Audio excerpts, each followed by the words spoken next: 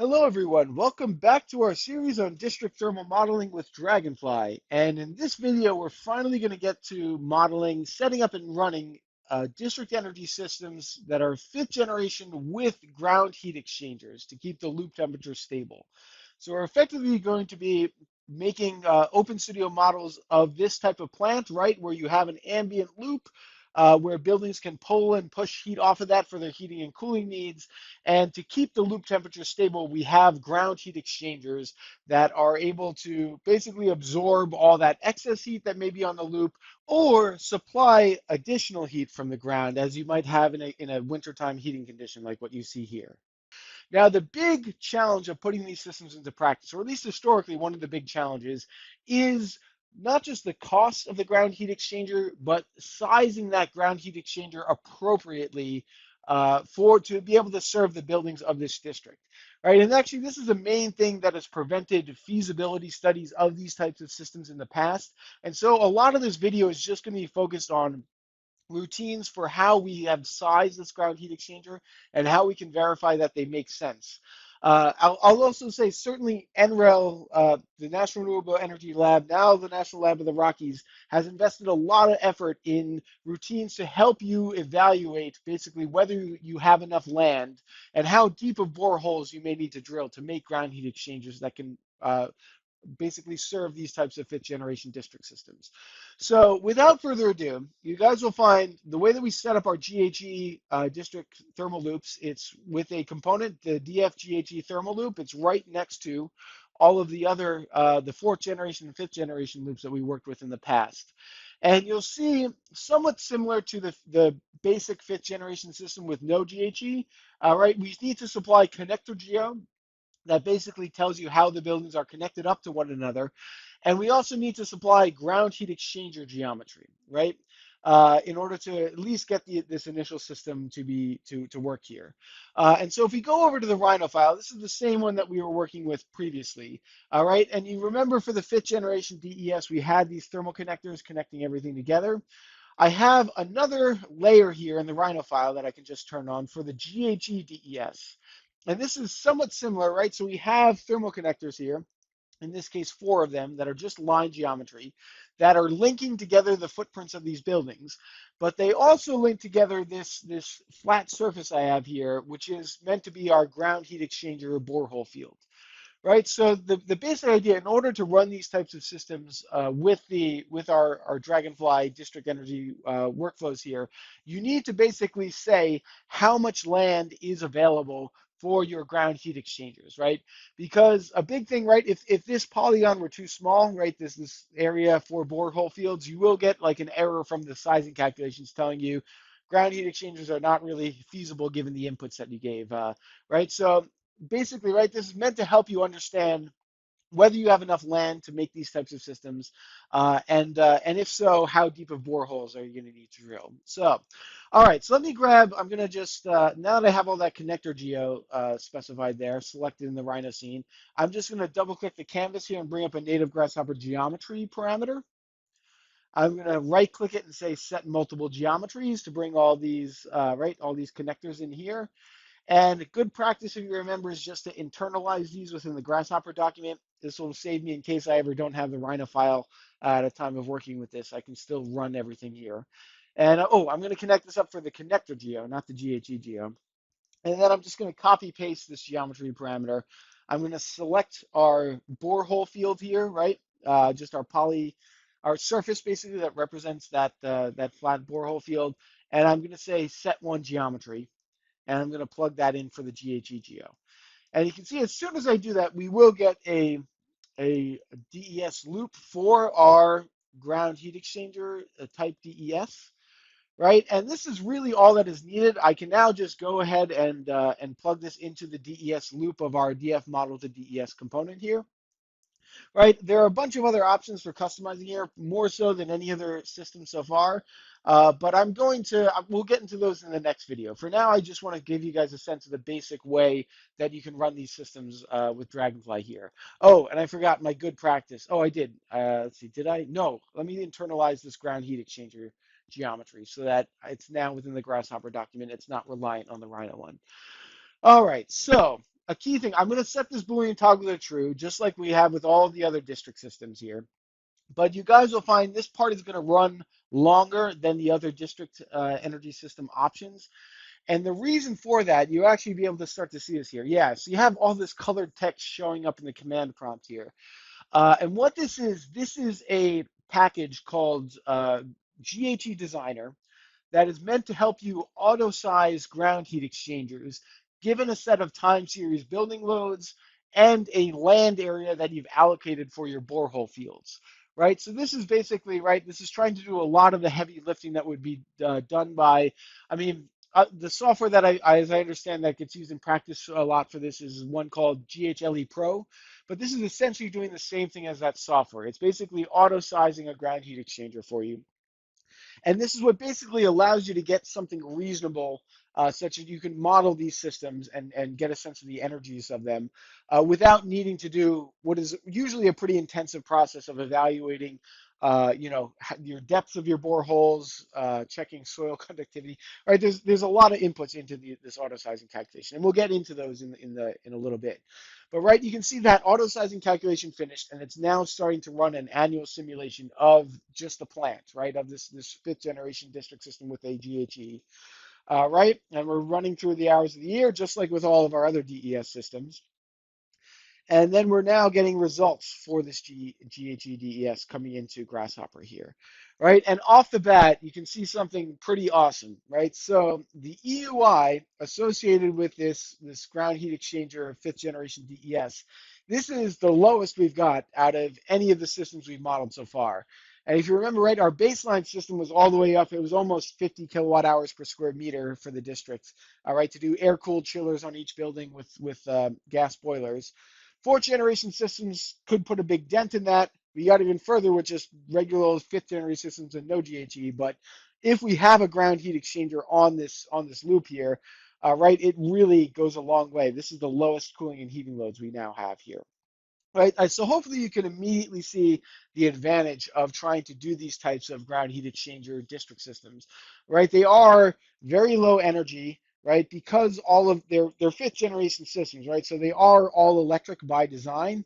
And if we start to look at some of the outputs here, right? You can look at the cooling energy use, right? These are just basically those water to water heat pumps, right? Off of that ambient loop that is interacting with the ground heat exchanger here, right? So you can see how well this is heating energy, this is cooling energy, right? And this is service hot water energy, right? So and importantly, right, actually something you'll probably appreciate with this, right? If you remember in our previous video, we were really concerned about the supplemental boiler that was needed to keep the loop from freezing.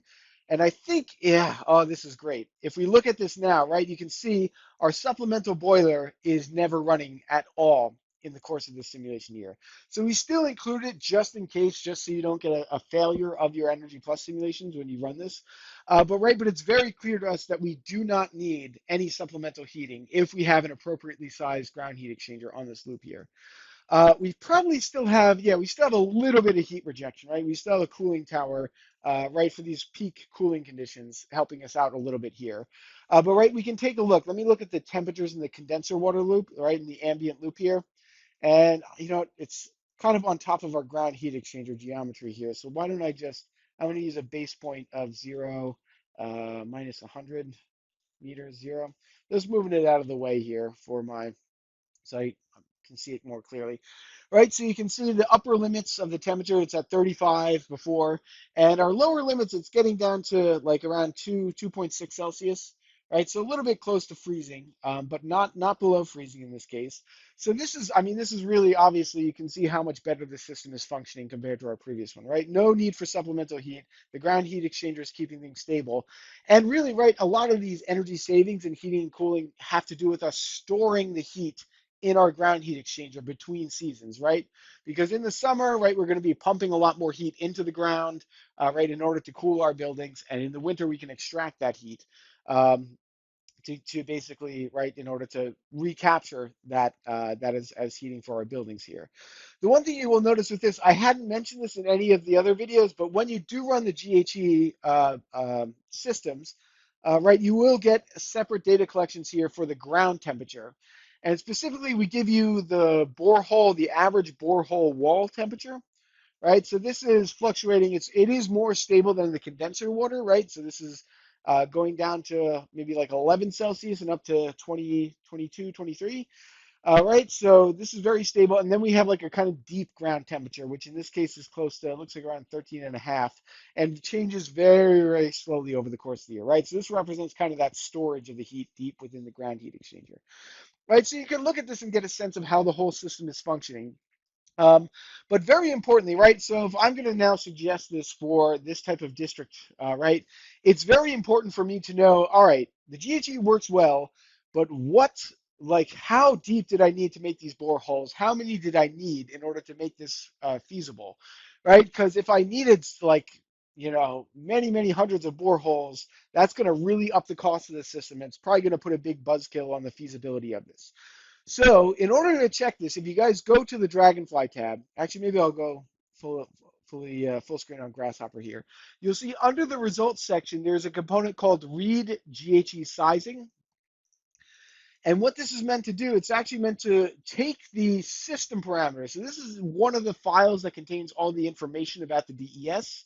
It's a JSON file, if you guys are familiar with that type of file format. All right, but this is basically the input before you get to the OSM and IDF of these district systems. And so what you can do is you can plug this into here. This contains information about all those auto-sized properties of the ground heat exchanger. You need to also plug in the original GHE district loop that you had all the way from back here. So I'm going to plug that in here. And if you run this and then go over to the Rhino scene, you're going to see it'll give you a visualization of what those boreholes actually look like for your ground heat exchanger here, right? So you can see how deep they go in relation to the height of the building. But of course, right, what you really need in order to be able to show if this is going to be feasible, economically feasible, right? So you have these borehole points, you have borehole geometry, which is the line segment geometry. But I think this report is probably actually going to be the most useful thing here. Right, so it's telling me, well, this is an unnamed ground heat exchanger, but you can set up, I should also clarify, you can set up district thermal systems with multiple different GHEs.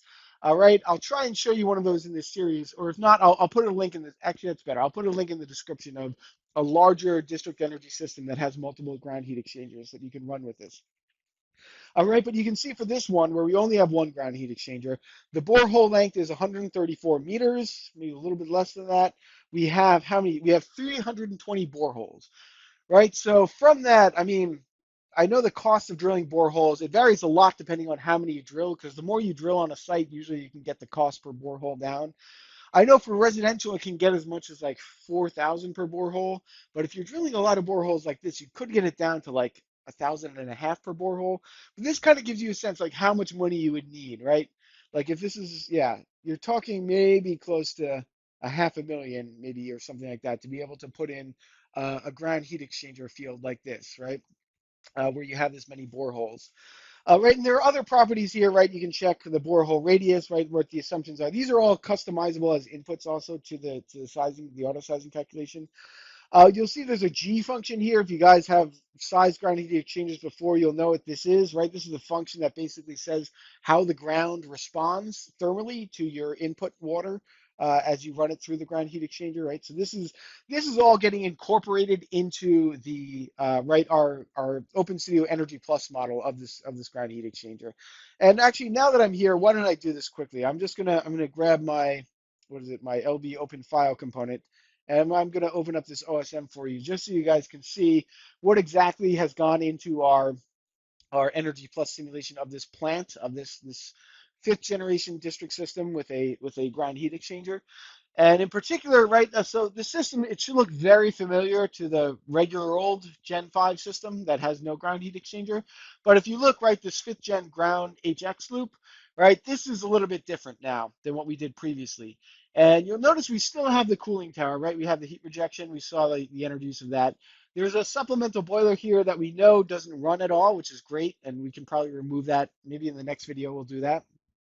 And then this is right. This is the critical thing that came out of that GHEDesigner sizing calculation, right? So you have the number of boreholes, right? All this is coming over from that auto-sized calculation.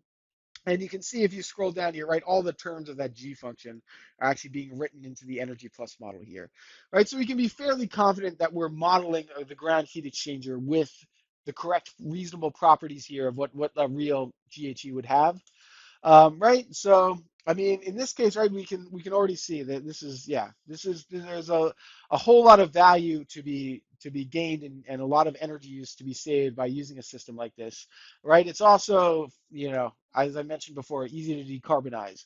So hopefully this helps you guys at least evaluate the feasibility and make a case for these if you guys are working, especially if you are planners working in early design stages where you're like, can we actually do a ground heat exchanger district system with a given project, right? So you can now plug in as inputs, right? You can model your building loads to get those as inputs to your district system. You can, maybe like if you have a parking lot, those are usually good areas to put borehole fields. Or if you have maybe like a park, if this is an urban district and there's a park in the middle of the block, right? Those are great places to put ground heat exchangers.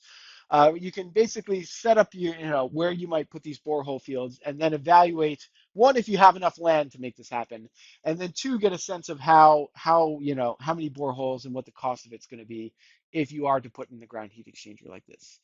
All right, so I hope this gives you guys enough of a sense of these systems, right? So we're going to do one more video where I just talk about, right, we can do a few more tweaks.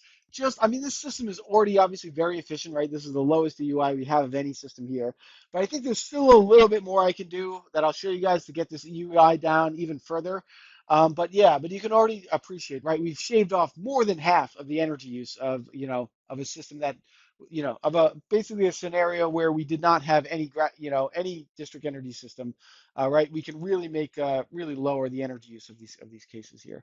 But all right, so with that, we'll do one more deep dive into some of these customizations you can do to the ground heat exchanger, and then we'll kind of wrap up this series with a few last videos. So thank you guys for making it all the way to this point in the series. Hopefully, you could also see the payoff and appreciation for how much simulation can really help inform the decision process of putting these things into practice. So with that, I hope you enjoyed the series so far, and I look forward to seeing you in the next one.